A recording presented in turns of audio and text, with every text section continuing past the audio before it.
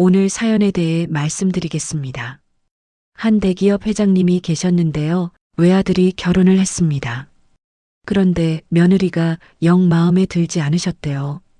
왜냐하면 결혼 전에는 그렇게 착하더니 결혼하고 나서는 태도가 180도 바뀌었거든요.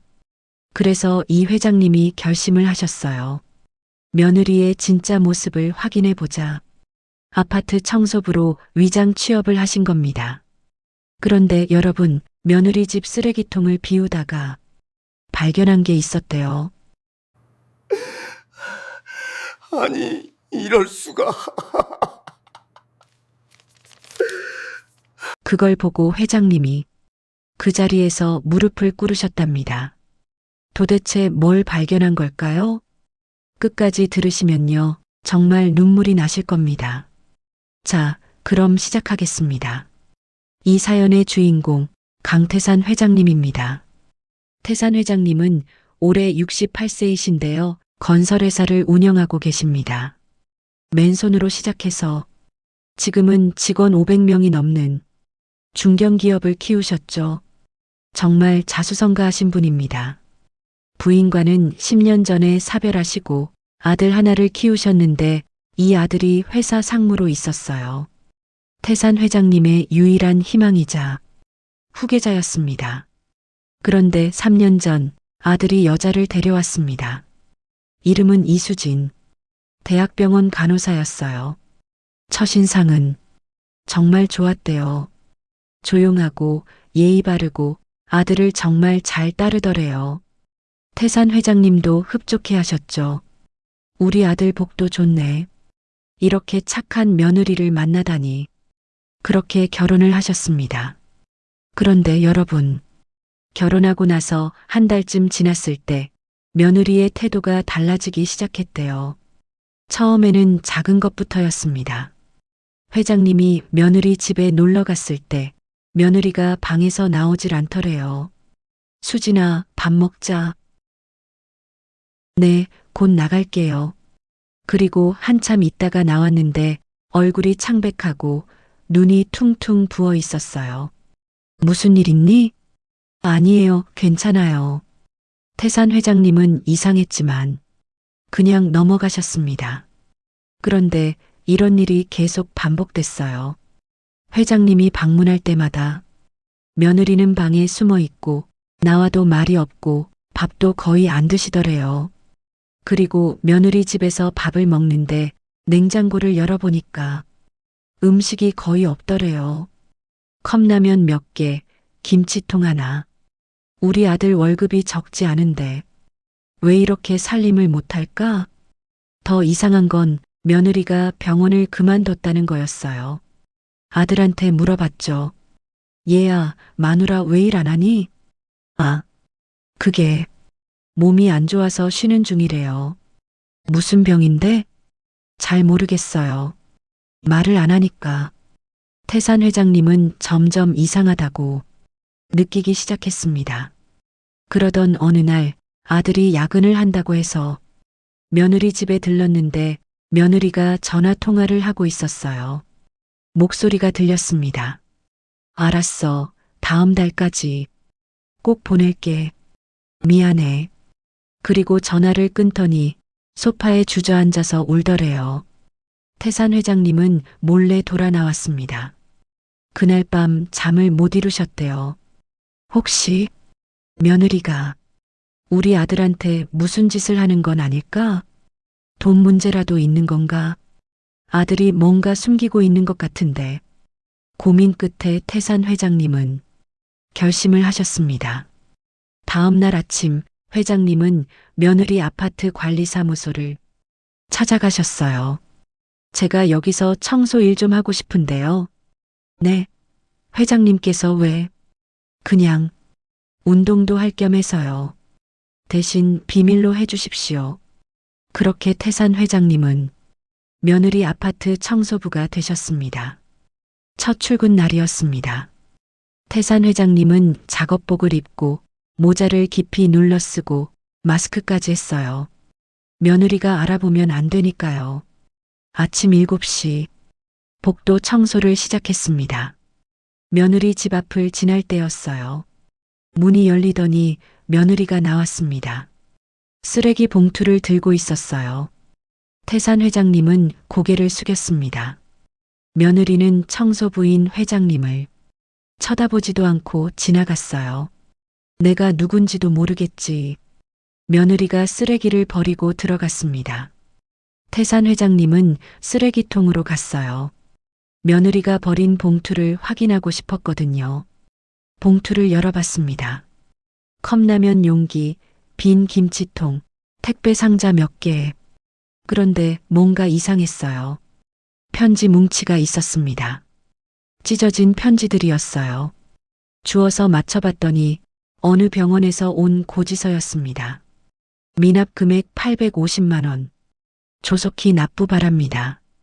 850만 원? 태산 회장님은 깜짝 놀라셨습니다. 병원비가 왜 이렇게 밀려있지? 더 찾아봤더니 또 다른 편지가 있었어요. 대출 상환 독촉장이었습니다. 대출금 3천만 원. 연체 3개월.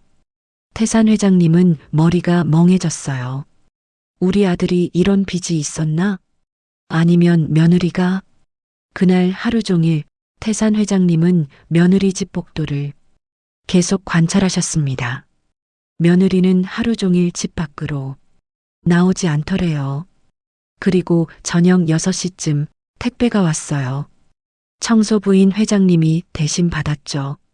여기 301호 이수진 씨 택배요. 받아보니까 또 병원에서 온 거였어요.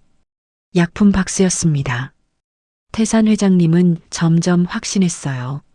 며느리가 큰 병에 걸렸거나 아니면 우리 아들을 위해 돈을 쓰고 있는 게 분명해. 하지만 뭔가 이상했습니다. 며칠이 지났습니다. 태산 회장님은 매일 아침 7시에 며느리 집 앞 복도를 청소했어요. 그리고 며느리가 버린 쓰레기를 매일 확인했습니다.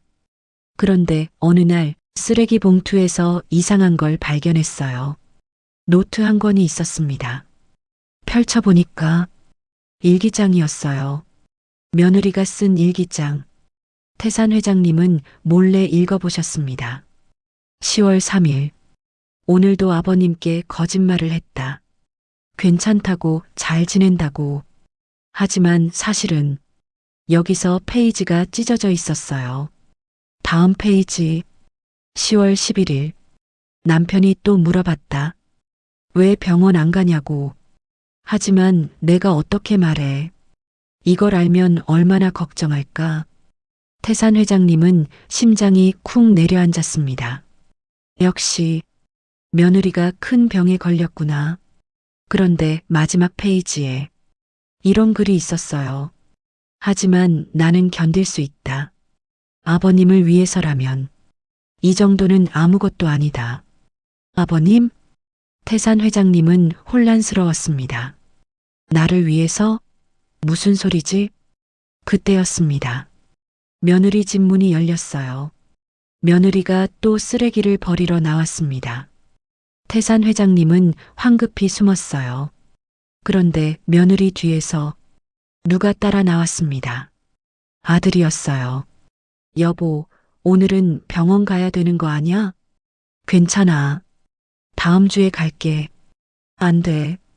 의사 선생님이 꼭 오늘 오라고 했잖아. 알았어. 나중에 갈게. 아들이 출근하고 며느리는 집으로 들어갔습니다. 태산 회장님은 결심했어요.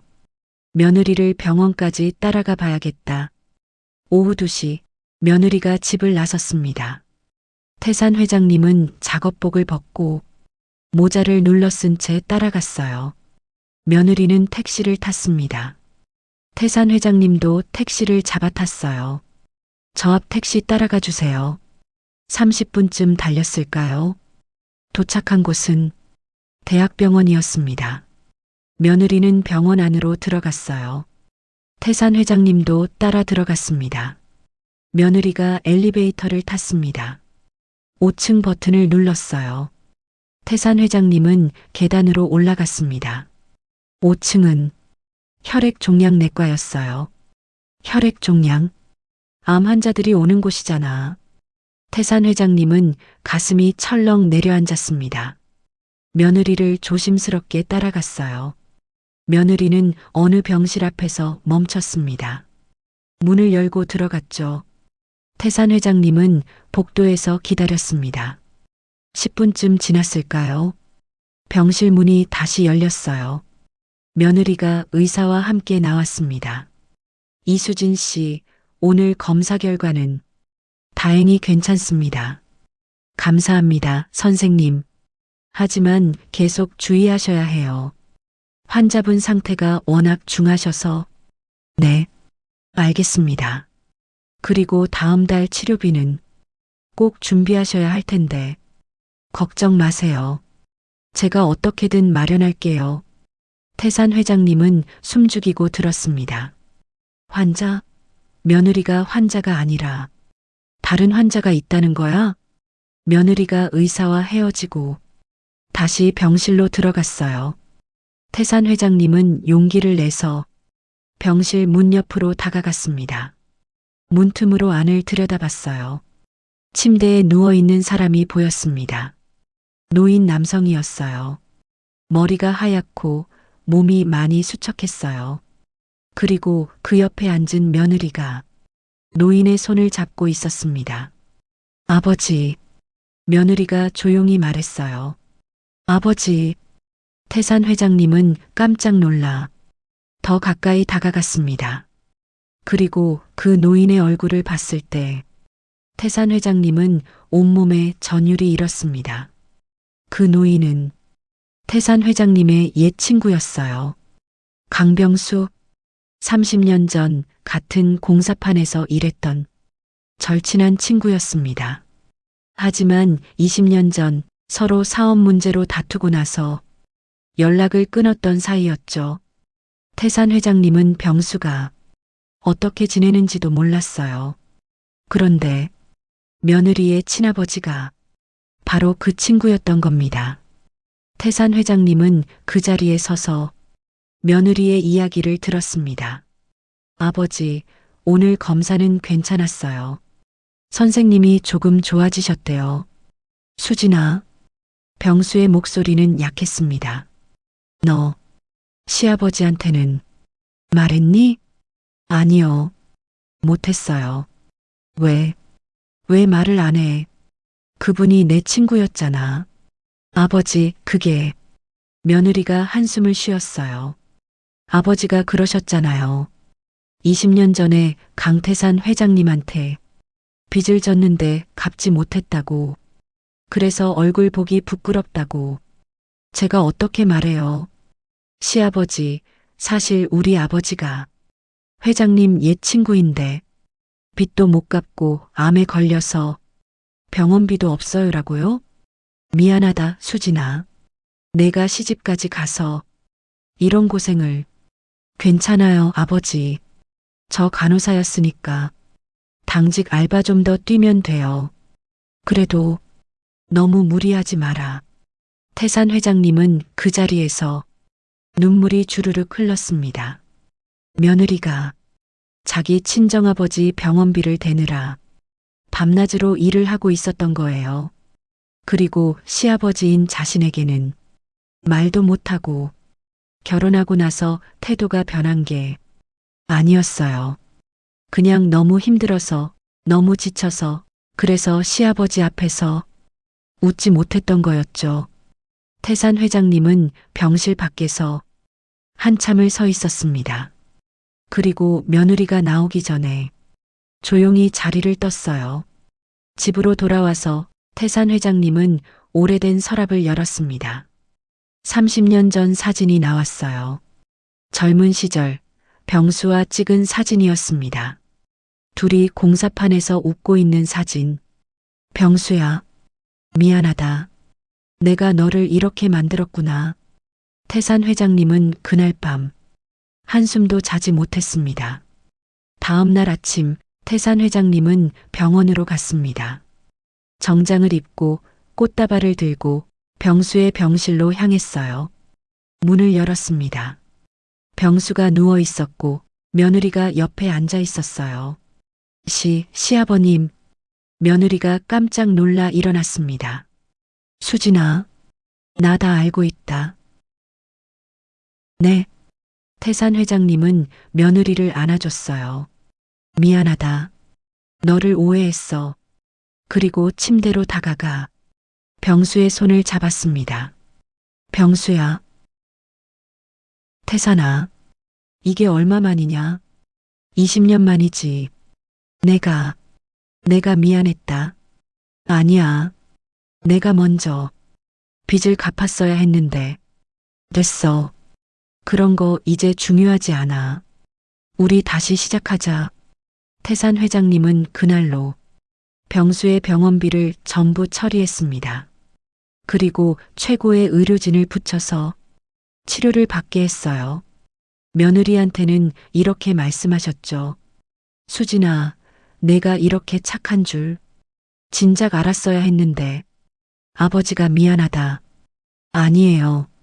제가 말씀을 못 드려서. 아니다. 너는 정말 효녀야.